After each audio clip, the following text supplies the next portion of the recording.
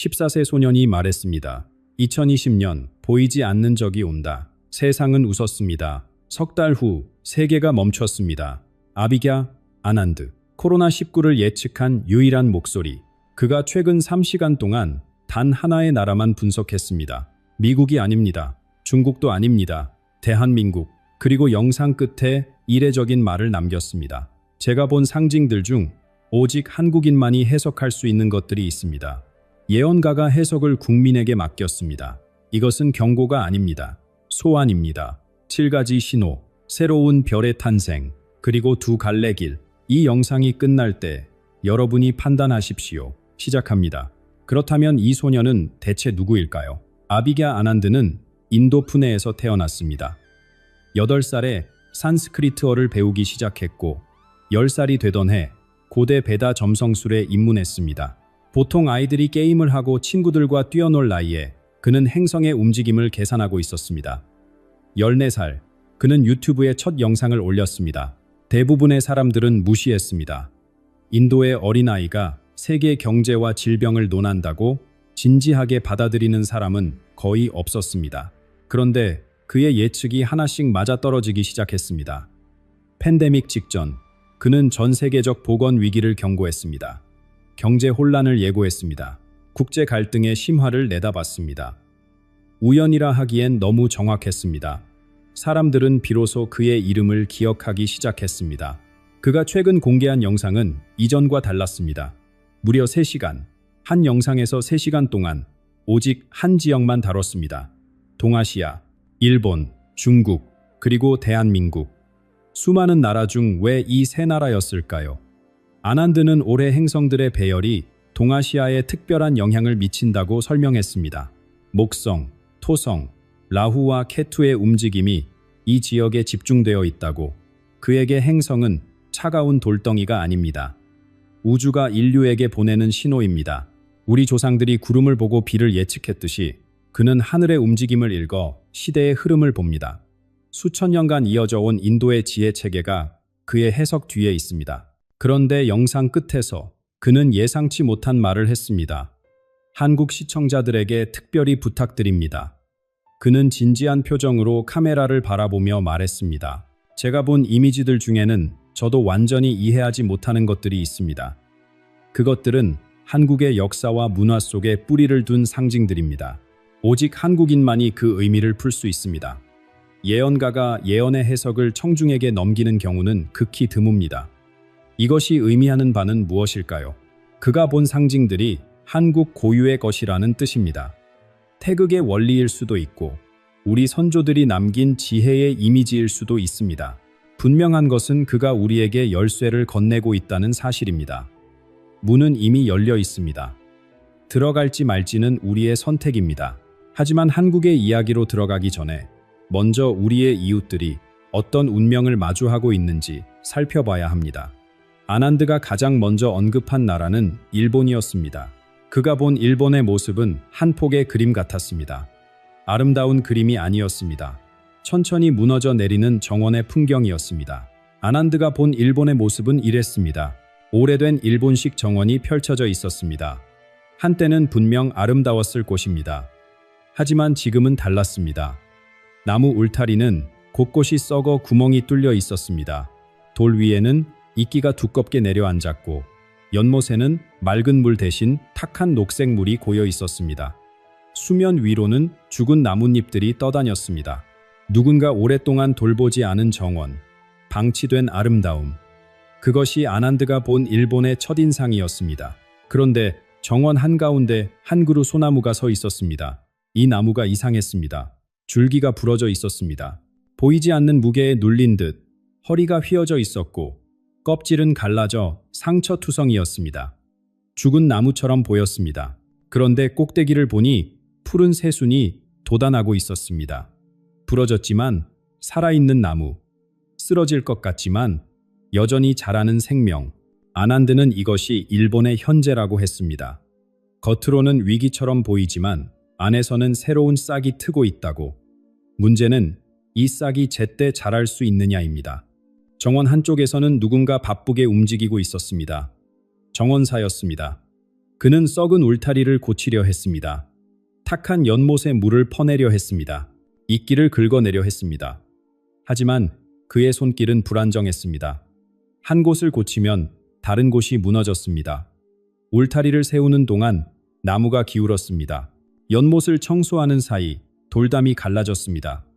아난드는 이것이 오래된 방식으로 새로운 문제를 해결하려는 시도라고 해석했습니다. 시스템은 낡았는데 수리 방법도 낡은 것입니다. 정원 끝에는 낡은 나무 문이 하나 있었습니다. 이 문은 열려 있었습니다. 문 너머로 넓은 들판이 보였습니다. 바람 소리가 들려왔고 새들이 노래했습니다. 자유로운 세상이 문 밖에 있었습니다. 그런데 정원 안의 사람들은 아무도 그 문을 나서지 않았습니다. 그들은 문 앞에 서서 바깥을 바라보기만 했습니다. 한 발짝도 내딛지 못했습니다. 왜일까요? 아난드는 말했습니다. 물리적인 벽보다 마음의 벽이 더 높다고. 변화의 기회는 열려 있지만 익숙한 것을 떠나는 두려움이 그들을 붙잡고 있다고. 일본의 정원은 이렇게 시간과 싸우고 있었습니다. 그렇다면 중국은 어떨까요? 아난드가 본 중국의 이미지는 전혀 달랐습니다. 정원이 아니었습니다. 하늘이었습니다. 그리고 그 하늘에서 3마리의 용이 춤추고 있었습니다. 아난드가 본 중국의 하늘에는 3마리의 용이 있었습니다. 첫 번째 용은 황금빛이었습니다. 거대하고 위험 있는 몸짓으로 하늘을 가로질렀습니다. 이 용은 5000년 역사의 무게를 지고 있었습니다. 전통과 권위, 중심을 지키려는 힘의 상징이었습니다. 두 번째 용은 은빛이었습니다. 황금 용의 뒤를 따라 움직였습니다. 홀로 앞서 나가지 않았습니다. 경제적 성장, 세계 시장에서의 위치를 나타냈습니다. 세 번째 용은 검은색이었습니다. 다른 두 용보다 작았지만 훨씬 빠르게 움직였습니다. 예측할 수 없는 방향으로 날아다녔습니다. 변화와 적응, 그리고 때로는 혼란의 상징이었습니다. 세 용은 함께 춤을 추고 있었습니다. 처음에는 조화로워 보였습니다. 서로 다른 색깔, 서로 다른 크기, 서로 다른 속도, 하지만 마치 오랜 시간 연습한 것처럼 완벽한 균형을 이루며 하늘을 수놓았습니다. 그런데 이상한 점이 있었습니다. 용들의 입에서 아무 소리도 나지 않았습니다. 춤은 추지만 노래는 없었습니다. 각자 무언가를 말하고 싶어 하는 것 같았지만 소리는 들리지 않았습니다. 침묵 속의 춤, 겉으로는 하나지만 속으로는 각자인 존재들. 그때 하늘에서 빛이 내려왔습니다. 따뜻한 햇살이 아니었습니다. 차갑고 날카로운 빛이었습니다. 마치 누군가 위에서 내려다보며 심판하는 것 같은 느낌이었습니다. 이 빛이 닿자 세 용은 동시에 춤을 멈췄습니다. 그리고 처음으로 소리를 냈습니다. 울음소리였습니다. 황금용은 깊고 무거운 소리로 울었습니다. 은빛용은 높고 가는 소리로 울부짖었습니다. 검은용은 날카롭게 비명을 질렀습니다. 세 용이 동시에 울었지만 그 소리는 하나로 어우러지지 않았습니다. 각자의 언어로 각자의 고통을 호소했습니다. 용들의 눈에서 눈물이 흘러내리기 시작했습니다. 아난드는 이것을 우주의 눈물이라 불렀습니다. 이 눈물은 평범한 물이 아니었습니다. 땅에 닿자 콘크리트가 녹아내렸습니다. 건물이 무너졌습니다. 단단하다고 믿었던 모든 것이 녹아 흘러내렸습니다. 하늘에서 비가 오는 것이 아니었습니다. 현실 자체가 용해되는 것 같았습니다. 눈물이 홍수가 되어 불어나자 용들의 모습이 달라졌습니다. 우아하게 춤추던 존재들이 이제는 물에 빠지지 않으려 발버둥 쳤습니다. 황금용이 은빛용의 꼬리를 붙잡았습니다. 검은용이 황금용의 발톱을 움켜쥐었습니다. 경쟁하고 견제하고 때로는 서로를 밀어내던 그들이 이제는 생존을 위해 서로를 끌어안았습니다. 따로 떨어지면 모두 가라앉기 때문입니다. 일본의 정원은 시간에 쫓기고 있었습니다. 중국의 용들은 스스로의 눈물에 잠겨가고 있었습니다. 그렇다면 한국은 어떨까요? 아난드는 한국에 대해 가장 오래 이야기했습니다. 그리고 가장 기이한 이미지들을 보았습니다. 7가지 신호. 그 첫 번째는 서울의 밤하늘 아래 빛나는 건물에서 시작됩니다. 아난드가 본 한국의 첫 번째 이미지는 서울의 밤이었습니다. 수많은 고층 빌딩들이 빛나고 있었습니다. 유리창마다 불이 켜져 있었고 도시 전체가 보석처럼 반짝였습니다. 그런데 한 건물에서 이상한 점이 보였습니다. 수백 개의 창문이 환하게 빛나는 가운데 딱 하나의 창문만 완전히 어두웠습니다. 불이 꺼진 것이 아니었습니다. 마치 그 공간만 빛을 거부하는 것 같았습니다. 검은 구멍처럼 빛을 빨아들이고 있었습니다. 아난드는 이것을 첫 번째 신호라 불렀습니다. 어둠의 창문, 화려한 빛 속에 숨겨진 그림자, 곧 드러날 비밀인지 아니면 빛나는 세상에서 소외된 누군가인지 해석은 열려 있었습니다. 두 번째 신호는 한강 위의 다리였습니다. 다리 위로 수많은 사람들이 걸어가고 있었습니다. 출퇴근하는 직장인들, 산책하는 연인들, 뛰어가는 학생들, 평범한 풍경이었습니다. 그런데 시간이 지나면서 이상한 일이 벌어졌습니다. 사람들의 방향이 계속 바뀌었습니다. 북쪽으로 걷던 사람이 갑자기 남쪽으로 돌아섰습니다. 동쪽으로 가던 무리가 서쪽으로 흩어졌습니다. 고장난 나침반처럼 모두가 방향을 잃은 것 같았습니다. 아무도 자신이 어디로 가야 하는지 모르는 듯 했습니다. 아난드는 이것을 방향 상실이라 해석했습니다. 사회적 합의가 무너지고 공동의 목표가 사라진 상태. 세 번째 신호는 건설 현장이었습니다. 거대한 크레인이 서 있었고 철근이 쌓여 있었고 인부들이 분주하게 움직이고 있었습니다. 활기찬 현장이었습니다. 그런데 아난드가 본 것은 빠른 속도로 흘러가는 시간이었습니다. 마치 영상을 빨리 감기한 것처럼 시간이 흐르면서 인부들의 모습이 흐려지기 시작했습니다. 한 명, 두 명, 서서히 사라져갔습니다. 크레인은 멈췄습니다. 공사장은 텅 비었습니다. 마지막에 남은 것은 바람에 흔들리는 표지판뿐이었습니다. 공사 중단, 꿈을 짓다가 멈춘 현장, 일할 사람이 사라진 나라. 아난드는 조용히 말했습니다. 이것은 단순한 경제 위기가 아니라고, 세대가 사라지는 것이라고. 네 번째 신호는 금빛 저울이었습니다. 정밀하게 만들어진 아름다운 저울. 양쪽이 완벽하게 균형을 이루고 있었습니다. 공정함의 상징이었습니다. 그런데 어디선가 손이 나타났습니다. 보이지 않는 손이었습니다. 그 손이 저울을 움켜쥐더니 뒤집어 버렸습니다. 저울은 거꾸로 서서 그대로 멈췄습니다. 다시 돌아오지 않았습니다. 마치 그 상태가 새로운 정상인 것처럼 아난드는 이것이 돌이킬 수 없는 변화를 뜻한다고 했습니다. 한때 당연하다고 믿었던 기준이 뒤집어지는 것. 다시는 예전으로 돌아갈 수 없는 것. 네 가지 신호가 지나갔습니다. 어둠의 창문, 방향 잃은 군중, 텅 빈 공사장, 뒤집힌 저울. 하지만 아직 세 가지가 남아 있습니다. 그리고 남은 신호들은 더욱 기이합니다. 흐려지는 거울 속 북녘의 모습, 불타는 문서들, 그리고 서로 다른 방향을 가리키는 네 개의 깃발. 다섯 번째 신호는 거울이었습니다. 커다란 거울 앞에 한 사람이 서 있었습니다. 그런데 거울에 비친 것은 자신의 모습이 아니었습니다. 북녘 땅이었습니다. 산과 들판, 건물들이 또렷하게 보였습니다. 처음에는 선명했습니다. 마치 창문을 통해 실제 풍경을 보는 것 같았습니다. 하지만 시간이 흐르면서 거울 표면에 김이 서리기 시작했습니다. 천천히, 그러나 확실하게 북녘의 모습이 흐릿해졌습니다. 윤곽이 뭉개졌습니다. 마침내 아무것도 분간할 수 없게 되었습니다. 같은 민족, 같은 언어, 같은 역사. 그런데 이제는 상대방의 얼굴조차 알아볼 수 없게 된 것입니다. 아난드는 말했습니다. 거울이 흐려졌다고 해서 그 너머가 사라진 것은 아니라고. 다만 우리 눈이 더 이상 볼 수 없게 된 것이라고. 여섯 번째 신호는 불이었습니다. 어느 관공서 안이 보였습니다. 복도마다 서류 캐비닛이 늘어서 있었고 책상 위에는 문서들이 산처럼 쌓여 있었습니다. 갑자기 불길이 치솟았습니다. 어디서 시작되었는지 알 수 없었습니다. 사람들이 뛰어다녔습니다. 물을 끼얹고 소화기를 뿌리고 맨손으로 불을 잡으려 했습니다. 그들의 얼굴에는 공포가 가득했습니다. 타오르는 것은 종이만이 아닌 것 같았습니다. 그런데 기이한 일이 벌어졌습니다. 문서가 재로 변한 뒤에도 글씨의 흔적이 남아 있었습니다. 아무리 태워도 지워지지 않는 자국. 숨기려 했지만 숨길 수 없는 것들. 과거는 그렇게 제 모습을 드러내고 있었습니다.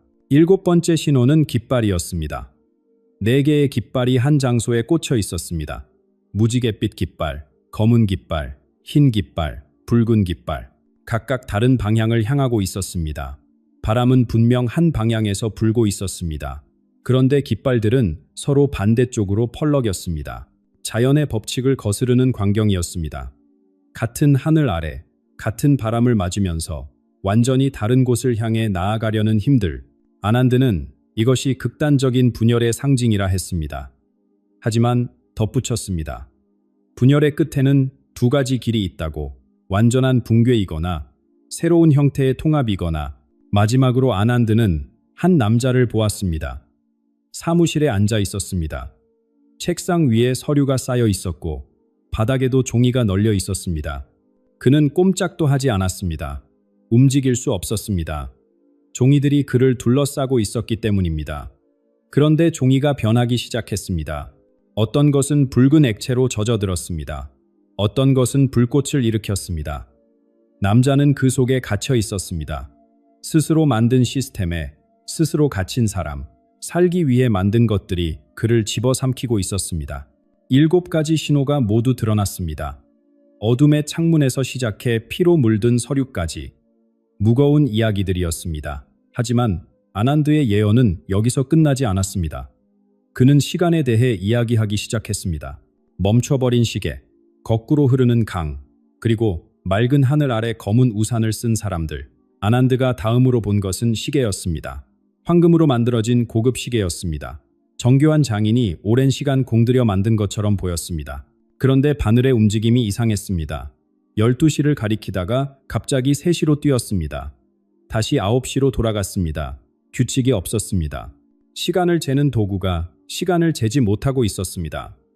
아난드는 이것이 기존의 기준이 무너진다는 뜻이라 했습니다.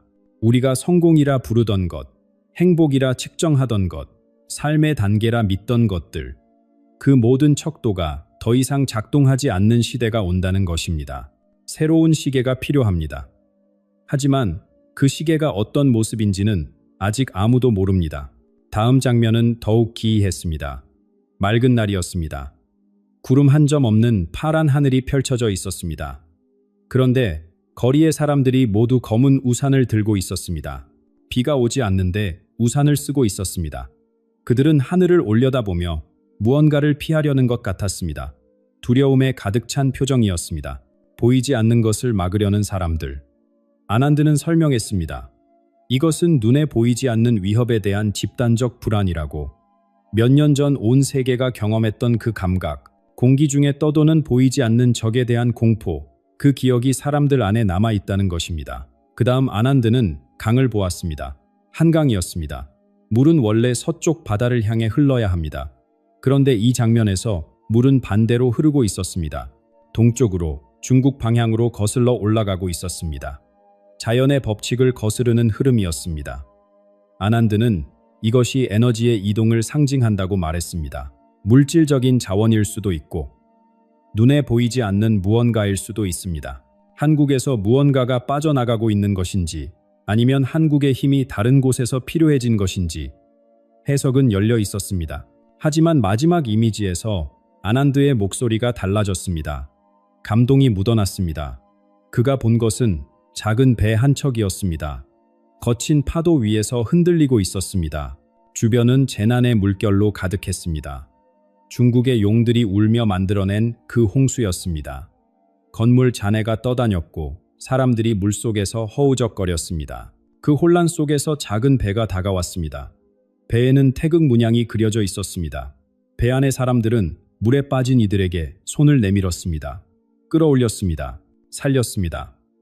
한때 용들 사이에서 작게 느껴졌던 나라가 이제 용들을 구하러 온 것입니다. 아난드는 말했습니다. 이 순간이 한국의 진정한 역할이 드러나는 때라고. 경쟁해서 이기는 것이 아니라 도와서 살리는 것, 힘으로 누르는 것이 아니라 손을 내밀어 일으키는 것. 그 선택을 했을 때 한국은 용들의 존경을 얻게 된다고. 무거운 신호들 사이에서 처음으로 빛이 보였습니다. 하지만 아난드의 이야기는 아직 끝나지 않았습니다. 그는 더 먼 곳을 바라보기 시작했습니다.